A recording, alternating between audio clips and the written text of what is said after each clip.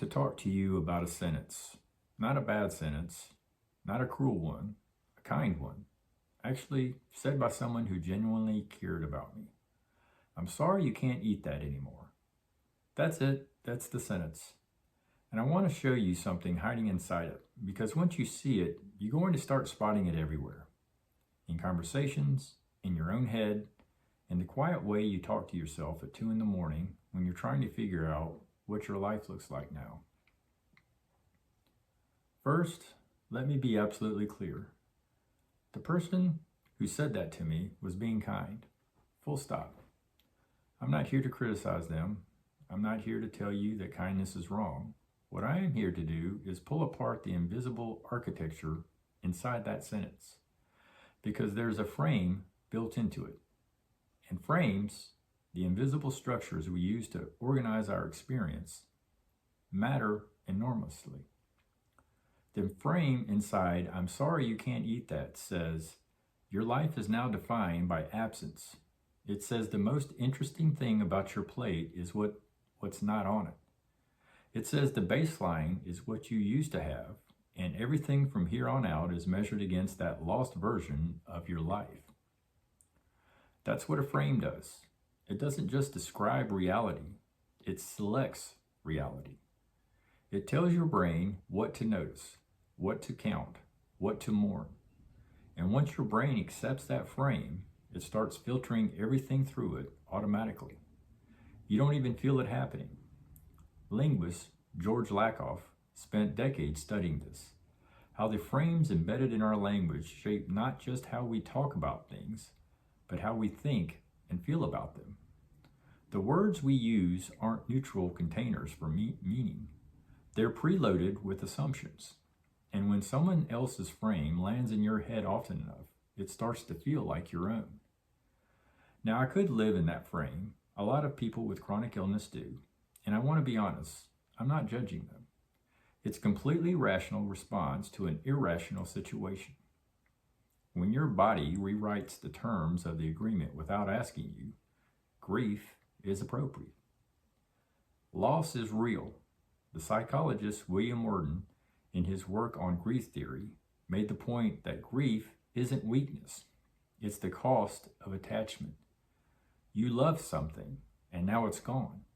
Of course that hurts. But here's what I noticed. When I was inside that frame, the can't have frame, the lost inventory frame, I was never fully present in the room I was actually in. I was always somewhere else, somewhere in the past, or somewhere in a parallel life where my body didn't pull the rug out from under me, measuring, comparing, tallying losses. And the dinner in front of me was getting cold. Here's something I've come to believe, and it's backed by more science than I initially expected. Where you point your attention is, in a very literal sense, where your life actually goes. Not metaphorically, practically. Psychologist Mihaly Csikszentmihalyi, sorry for the last name, the flow researcher, estimated that at any given moment, our senses are delivering roughly 11 million bits of information per second to our brains. We consciously process maybe 50 out of 11 million.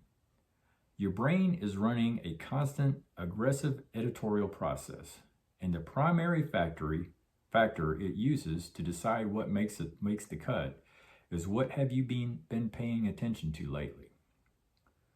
This is sometimes called the reticular activating system. It's the neurological filter that makes you suddenly notice every red car on the road after you buy a red car. The cars were always there, you just started telling your brain they matter. So when you practice living inside a lost frame, when you rehearse absence, when you return again and again to what's missing, your brain gets very, very good at finding more absence. It's not a character flaw. It's not weakness. It's just how attention works. It's what you practice noticing, you notice more. which means the inverse is also true.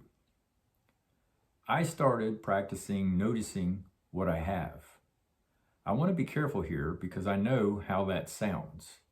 I know it can sound like toxic positivity, like I'm telling you to slap a smile on your suffering and call it gratitude. That's not what I mean. Real gratitude isn't pretending the hard thing isn't hard. Real gratitude is also noticing the good thing, even while the hard thing is true, both at the same time. Researchers Rick Hansen and Richard Mendius put it this way: the brain has what they call a negativity bias, a deep evolutionary tendency to prioritize negative experiences over positive ones. It's protective. It kept our ancestors alive. But in the context of chronic illness, it means you have to be intentional about registering positive experiences, because your brain won't do it automatically. You have to linger in the good moments. Let them land. Give them enough time and attention to actually get encoded. Otherwise, they slide off and the hard stuff sticks. So I started lingering, and something unexpected happened with food specifically. When you strip away salt and processed flavors and all the tools the food industry uses to hijack your taste receptors, when you can no longer rely on any of that, you're suddenly left with the actual thing, the actual taste. And it turns out that a perfectly ripe tomato, eaten with no competition and no distraction, is a completely different species of experience than a perfectly ripe tomato buried under everything else. I'm not being precious about this. I'm telling you, my taste buds had essentially been asleep, numbed out by decades of overstimulation, and my liver, through what I can only describe as an aggressive, unwanted, but ultimately effective intervention, forced a wake-up call. There's research on this, actually.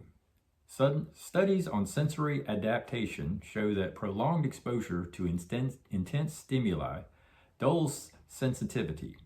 It's called habituation, and that removing the intense stimulus can restore and even heighten baseline perception. I didn't go looking for that research. I lived it first and then found the science nodding along. Here's the part that surprised me the most. Once I started practicing what do I have instead of what do I not have, the practice didn't stay in the kitchen. It leaked into everything. Into how I looked at my relationships, noticing the people who showed up instead of cataloging the ones who didn't, into noticing what I could still do instead of building a monument to what I couldn't, into how I look at my body, finding some small degree of respect for this weird, complicated organism that is still, against the odds, here and fighting. Once you learn to ask a difference question, you cannot unlearn it.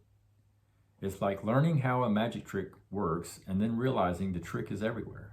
Suddenly you see frames inside of every conversation, every headline, every sentence someone says to you with the best intentions in the world. And here's what that gives you: agency. Not control. I want to be precise about the difference, because chronic illness is partly a lesson in surrendering control. But agency is different. Agency is the capacity to choose how you relate to what's happening. Viktor Frankl, who wrote about finding meaning in the most unimaginable circumstances, called this the last of the human freedoms, the ability to choose your response to any given situation. You can lose almost everything and still have that.